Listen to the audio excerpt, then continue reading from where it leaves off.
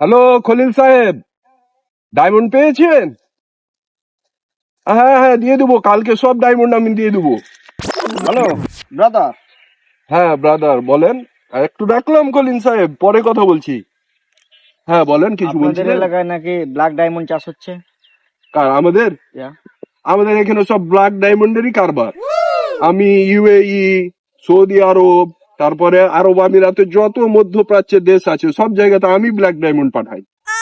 ও, তো আপনি কি খোঁজ দিতে পারবেন কিছু ব্ল্যাক ডায়মন্ডের? আমার কিছু লাগবে। কয়েকশো টন আমি ব্ল্যাক হ্যাঁ, ডায়মন্ড আপনাকে আমি দিতে পারবো, শুধু দুই একটা না। তো সমস্যা আমার যে বিশ্বাস হচ্ছে না যে আপনাদের এখানে ব্ল্যাক ডায়মন্ড চাষ হয়। আমাকে দেখাতে হবে।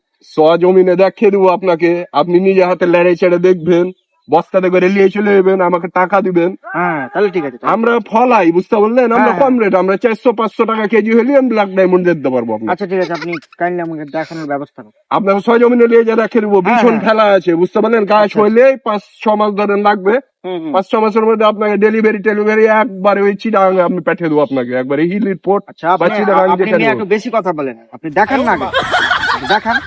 ভাই, এই ব্যবসায়ীরা বেশি কথা কয় বলেই কিন্তু আপনারা বুঝাইতে পারে, বুঝতে ঠিক পারলেন? আছে, ঠিক আছে, আপনি দেখানোর ব্যবস্থা করেন।